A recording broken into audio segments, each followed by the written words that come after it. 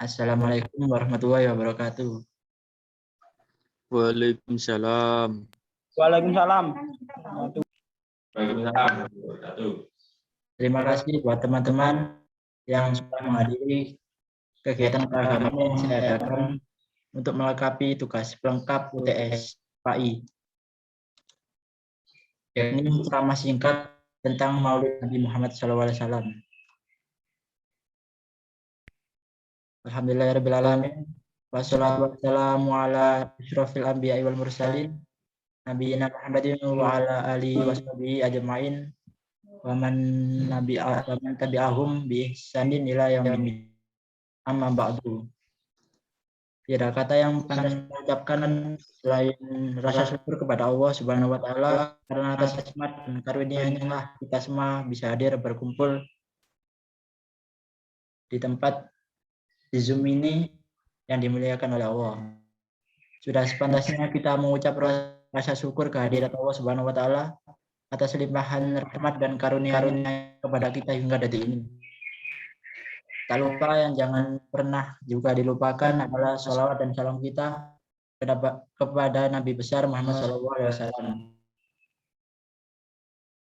Teman-teman yang saya hormati, hari ini kita berada pada tanggal 23 Oktober 2021. Kita sudah melewati momen di mana Rasulullah SAW dilahirkan, yaitu pada tanggal 12 Rabiul Awal, yang biasa kita sebut dengan Maulid Nabi. Dan karena adanya momen penting Maulid Nabi inilah kita semua bisa silaturahmi dalam keadaan sehat walafiat. Teman-teman yang berbahagia, saya akan menjelaskan tentang Maulid Nabi. Pengertian Maulid dalam bahasa Arab, kata Maulid berasal dari akar kata walada yang berarti lahir. Yang melahirkan disebut walidah. Sedangkan yang dilahirkan disebut maulud. Sedangkan sang ayah dari bayi itu disebut walid. Pada kata maulid tercakup pengertian terjadinya waktu kelahiran. Oleh sebab itulah kata maulid dalam bahasa Indonesia diterjemahkan sebagai hari kelahiran. Disinilah kemudian kita memperingati Maulid Nabi Muhammad yang artinya memperingati hari kelahiran Nabi Muhammad SAW. Teman-teman yang berbahagia, momentum peringatan Maulid Nabi itu bisa dijadikan sebagai ajang untuk bersilaturahmi. Namun selain dari itu, kita juga bisa menjadikan Maulid Nabi ini sebagai ajang untuk bersyukur kepada Allah karena telah mengutus suri tauladan bagi kita semuanya. Menjadikan Rasul tauladan telah tertuang dalam ayat suci Al-Quran surat Al-Ahzab ayat 21 yang berbunyi, laqad kana lakum fi rasulillahi uswatun hasanatun liman kana yarju awal yaumal akhir rawahu katsira. Artinya, sungguh telah dapat di Rasulullah itu suri tauladan yang baik bagimu, yaitu bagi orang yang harap rahmat Allah dan kedatangan hari kiamat dan yang banyak mengingat Allah. Quran surat Al-Ahzab ayat 21. Maka pada momentum yang amat berharga ini, saya tidak henti-hentinya mengingatkan untuk selalu bersolawat kepada Nabi dan juga meneladani keagungan akhlaknya. Sehingga jangan sampai setiap kali datangnya peringatan Maulid Nabi kita ikut bersukacita, tapi tidak mendapatkan makna apapun. Paling tidak ada 3 hal yang dapat dijadikan sebagai pelajaran dalam memperingati Maulid Nabi ini. 1. Kelahiran Nabi adalah momentum untuk bersyukur kepada Allah karena telah menghadirkan manusia sempurna untuk dijadikan sebagai panutan. 2. Kembali untuk mengingatkan diri atau mengevaluasi diri untuk meneladani Rasulullah dalam segala aspek kehidupan. Yang ketiga, Maulid Nabi kita jadikan sebagai momentum untuk senantiasa memperbanyak sholawat kepada Rasulullah SAW. Hadirin yang berbahagia, di sini saya akan juga menampilkan sedikit video kisah tentang kelahiran Nabi Muhammad SAW.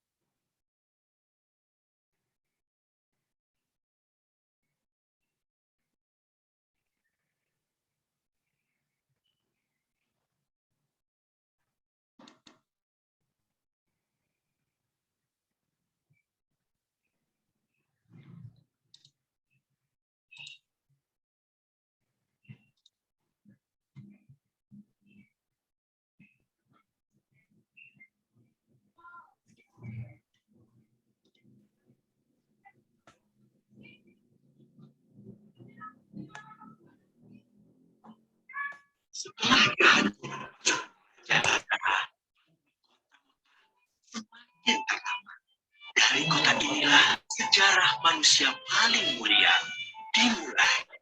Ka'bah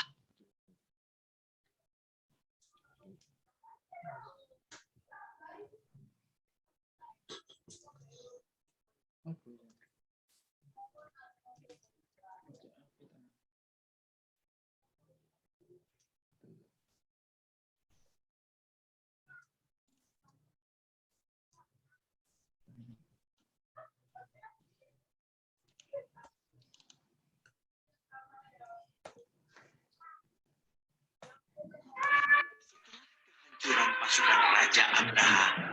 Kota Mekah semakin ternama. Dari kota inilah sejarah manusia paling mulia dimulai. Ka'bah sebagai jantung kota Mekah semakin ramai dikunjungi para peziarah.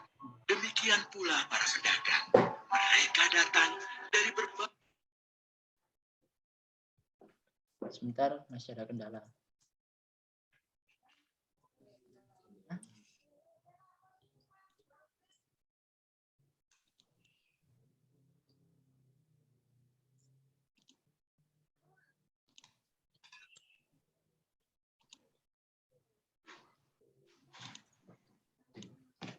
Iya.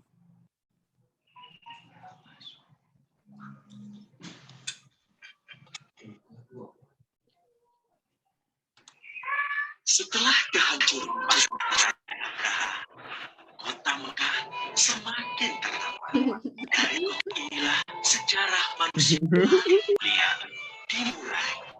Ka'bah sebagai jantung kota Mekah semakin ramai dikunjungi para peziarah. Demikian pula para pedagang. Mereka datang sebagai pencuri jazirah. Namun sebagai pencuri jazirah. Namun saja akibatnya kejahiliahan merajalela. Bahkan pada masa itu, memiliki bayi perempuan adalah hal yang sangat baik bagi keluarga. Sehingga sebagian dari mereka tega membunuh bayi perempuan mereka sendiri. Di tengah kondisi masyarakat jahiliyah itulah Nabi Muhammad dilahirkan. Bayi luar biasa itu lahir dari rahim yang bernama Amina. Pada saat itu disertai peristiwa-peristiwa yang luar biasa. 10 batu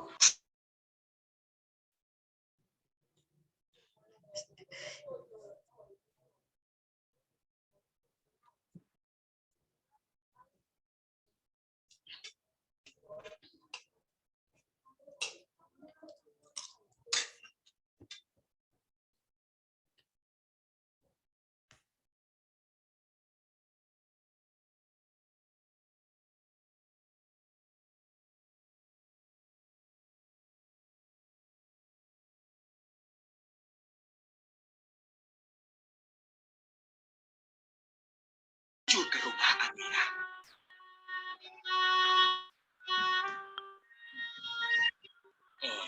Cucu, kasihan engkau terakhir yatim. Dengan penuh kasih sayang, Abdul Muthalib membawa cucunya ke Ka'bah. Ya Allah, jadikanlah cucuku ini menjadi seorang yang mulia dan terhormat, sebagaimana Nabimu Ibrahim alaihissalam.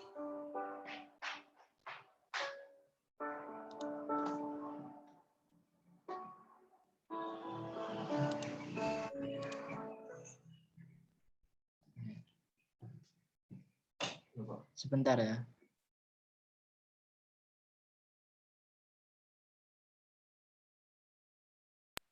Iya, Kak.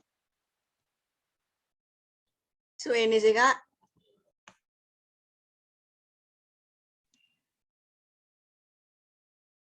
Allah menyukai orang-orang yang sabar.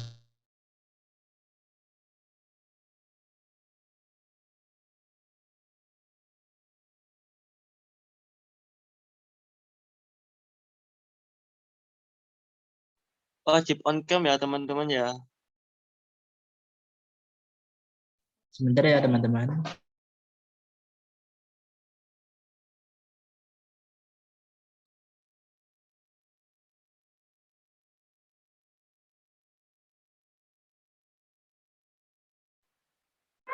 Setelah kehancuran pasukan Raja Abraha, kota Mekah semakin ternama. Suara Dan kota kucing. inilah sejarah manusia paling mulia. Sebagai kota Mekah semakin ramai dikunjungi para peziarah. Demikian pula para pedagang. Mereka datang dari berbagai penjuru jazirah. Namun sayang, Ka'bah mulai diselewengkan fungsinya. Akibatnya, kejahiliahan merajalela. Bahkan pada masa itu, memiliki bayi perempuan adalah hal yang sangat memalukan. Aib bagi keluarga. Sehingga sebagian dari mereka tega membunuh bayi perempuan mereka sendiri. Di tengah kondisi masyarakat Remah jahiliyah tadi itu, becong. Muhammad dilahirkan. Boleh. Bayi luar biasa itu lahir dari rahim seorang wanita mulia bernama Aminah. Pada saat itu, ditandai peristiwa-peristiwa yang luar biasa.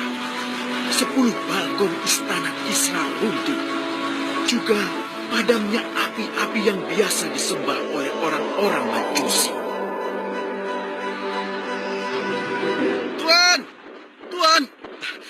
Tuan Abdul Muthalib, ada kabar gembira. Kabar gembira? Kabar Kabar ada gembira. apa? Kabar gembira. Wah, cucu Anda telah lahir. Benarkah laki-laki atau perempuan? Laki-laki, Tuan. Subhanallah. Alhamdulillah. Allahu Akbar. Kalau begitu aku ingin segera melihatnya. Mari, Tuan. Setelah mendengar itu, Abdul Muthalib bergegas menuju ke rumah Aminah.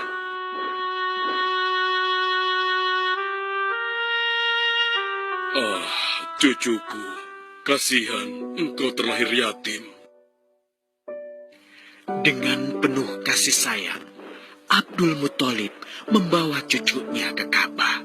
Ya Allah, jadikanlah cucuku ini menjadi seorang yang mulia dan terhormat, sebagaimana nabimu Ibrahim alaihissalam.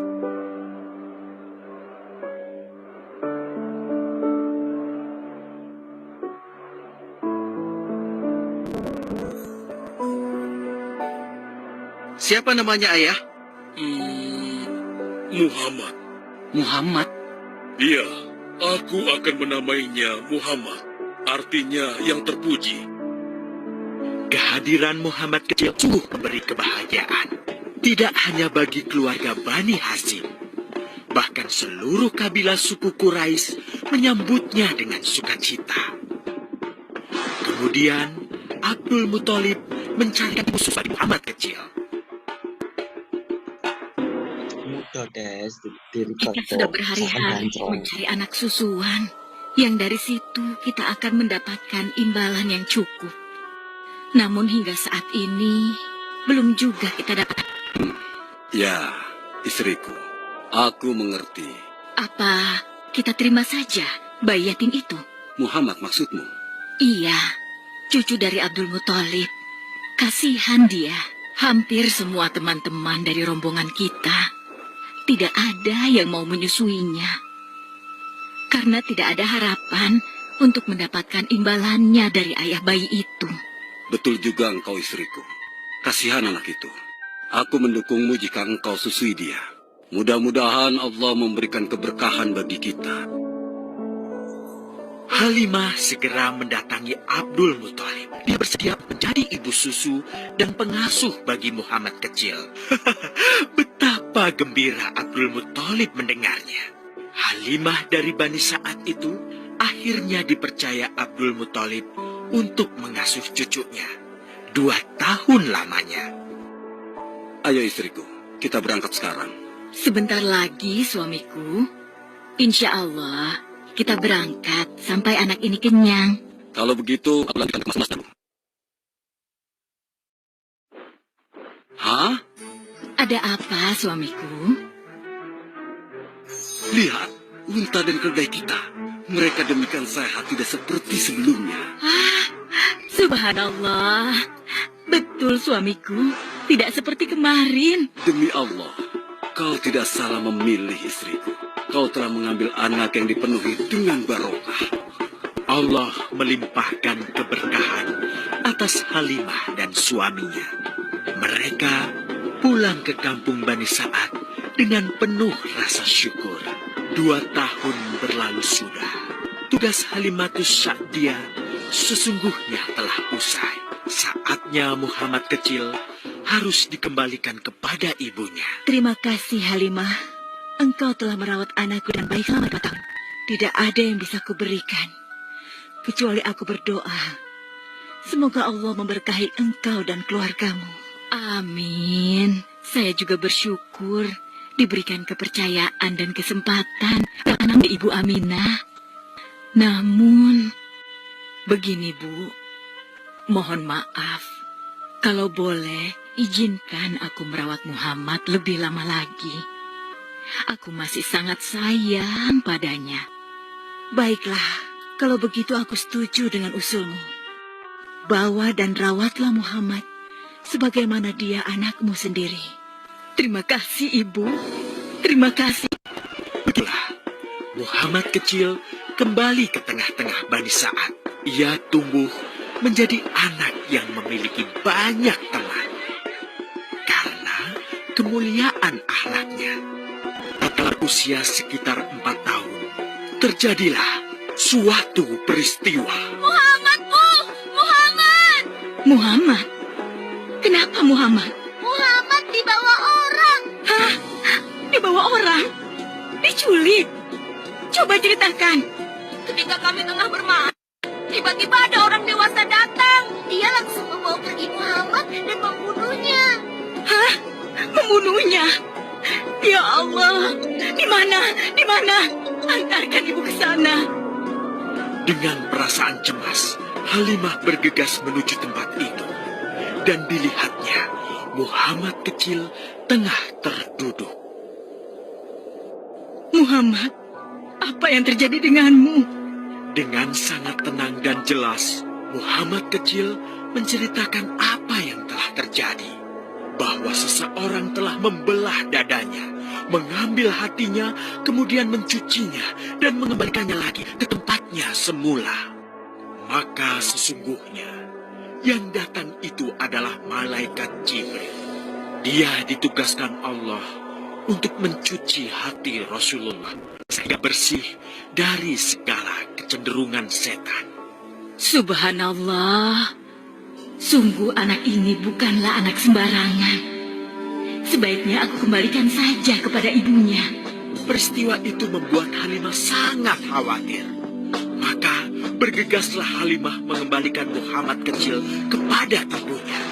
Menginjak usia yang ke-6 tahun, Muhammad kecil diajak ibunya untuk berziarah ke makam ayahnya, Abdullah di Yastrib. Dalam perjalanan pulang kembali ke kota Mekah, Aminah pun dari hari ke hari, tubuhnya semakin melemah hingga di sebuah kota bernama Abwa, letaknya antara Mekah dan Yastrib.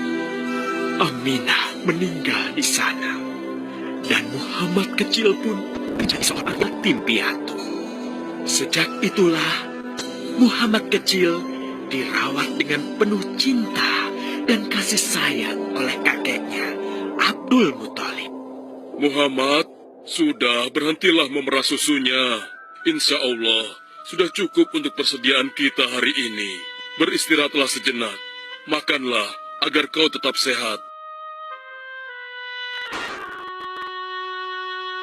Ya Allah, betapa mulia akhlak cucuku ini. Namun, kasih sayang Abdul Muthalib tidak berlangsung lama. Saat usia Muhammad 8 tahun, Abdul Muthalib, kakeknya yang sangat menyayanginya itu, meninggal dunia. Kemudian, pengasuhan atas Muhammad pun beralih ke pamannya, Abu Thalib. Muhammad kecil tahu betul betapa sayangnya pamannya kepadanya. Di mana Muhammad? Ia tengah mengembalakan kambing milik salah seorang penduduk Mekah, suamiku. Sejak kapan dia keluar rumah? Sekitar waktu subuh tadi. Subhanallah. betapa baiknya akhlak keponakanku ini.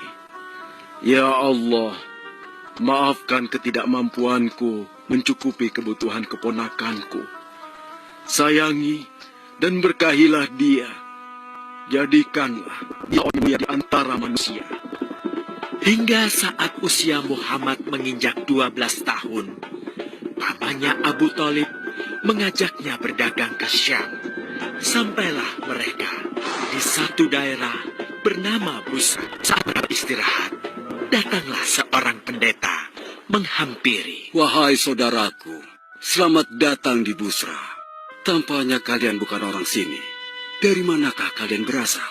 Terima kasih saudaraku, kami datang dari Mekah. Lalu, siapakah gerangan anak ini? Ini adalah keponakanku, Muhammad namanya. Apakah bertanggung jawab atasnya, Tuan? Ya, Kemana ayahnya? ayahnya sudah meninggal sejak ia masih dalam kandungan. Oh, apakah kini dia yatim piatu? Benar, Aku belum bertemu dengannya. beruntung. Beruntung apa? Sungguh, keponakanmu ini adalah orang yang sangat istimewa. Oh ya? Ya, dia adalah seorang nabi, Hmm? seorang utusan Allah. Bagaimana kau tahu hal itu? Aku tahu karena aku seorang pendeta. Dan berita kedatangan dia sebagai seorang utusan Allah sudah disampaikan di dalam Injil. Dan aku pun bisa mengetahuinya dari cincin kenabian yang berada di bagian bawah tulang rawan bahunya, yang menyerupai buah apel sebagai tanda kenabiannya. Begitulah yang bernama Bahira menyampaikan kepada Abu Thalib perihal kenabian Muhammad.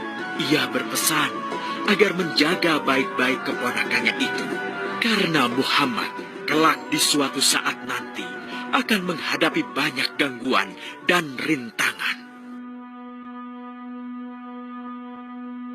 Istriku, Muhammad sudah berusia 25 tahun. Aku pikir sudah saatnya dia untuk menikah. Betul, suamiku. Namun, dengan siapakah dia akan kita jodohkan? Kemarin Khadijah mengirimkan utusannya dan menyatakan keinginan Khadijah menjadikan Muhammad sebagai suaminya. Hah? Khadijah? Khadijah yang mulia itu? Betul, istriku.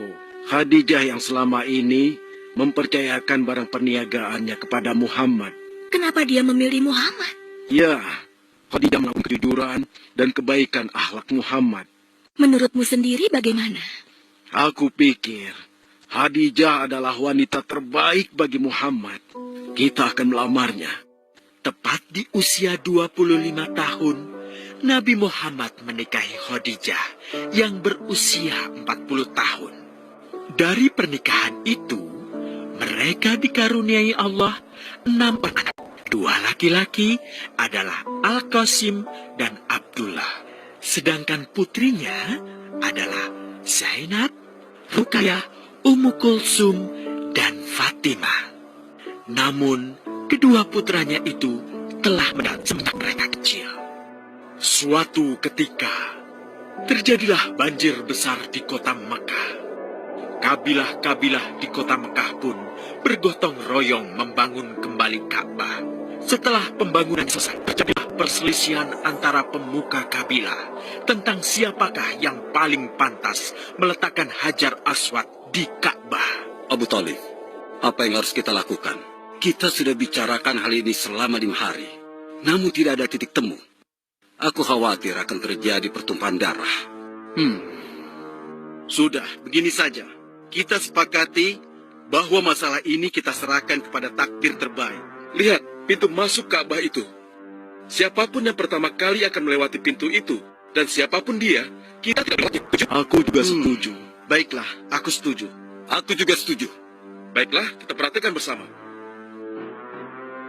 Tidak lama setelah kesepakatan itu, atas izin Allah, Nabi Muhammad menjadi orang pertama yang memasuki pintu menuju Ka'bah.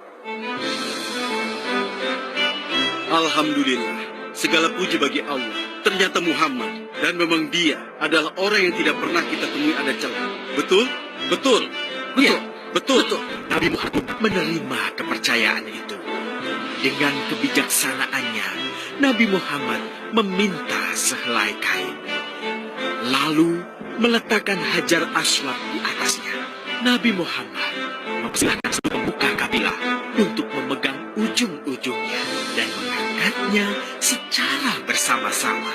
Setelah sampai pada sudut Ka'bah, giliran Nabi Muhammad meletakkan Hajar Aswad di atasnya. Terhindarlah perpecahan di kota Mekah. Meskipun demikian, kegelisahan masih terus menggelayuti hati Nabi Muhammad. Kejahiliahan ada di mana-mana. Kezaliman dan kemaksiatan terus berlangsung. Ia tak habis pikir. Nabi Muhammad mulai merenung dan menyendiri untuk menghindar dari perilaku jahiliyah. Nabi Muhammad memilih tempat di sebuah goa di atas bukit sekitar Mekah. Goa Hira. Dari mulut goa itulah Nabi Muhammad bisa memandangi kota Mekah yang dicintainya dengan pandangan yang lebih luas. Hingga suatu ketika, sesuatu yang tidak pernah terbayangkan sebelumnya terjadi. Tiba-tiba, goa itu menjadi terang benderang. Kemanapun arah mata melihat, di sanalah cahaya itu ada. Itulah malaikat Jibril. Jibril berkata, "Bacalah." Dengan gemetar, Nabi Muhammad berkata, "Aku tidak bisa membaca." Malaikat Jibril lantas merangkul Nabi Muhammad SAW dengan kuat hingga nafas beliau sesak. Seraya berkata lagi, "Bacalah." Sampai akhirnya malaikat Jibril membantunya setelah merangkul dan membaca hingga 3 kali. Kemudian malaikat Jibril membantunya membaca. "Bacalah dengan menyebut nama Tuhanmu yang menciptakan. Dia telah menciptakan manusia dari segumpal darah. Bacalah, dan Tuhanmu lah yang paling pemurah, yang mengajarkan manusia dengan perantaraan Al-Qalam. Dia mengajarkan kepada manusia apa yang tidak diketahuinya." Kalimat suci telah terucap. Resmilah sudah.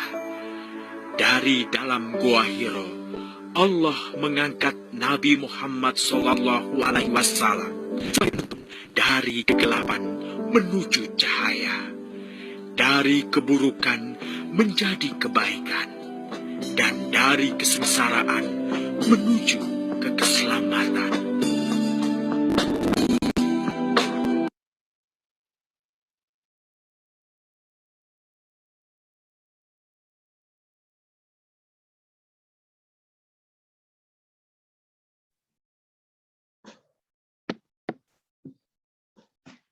Kiranya itu video dan pidato singkat yang dapat saya sampaikan.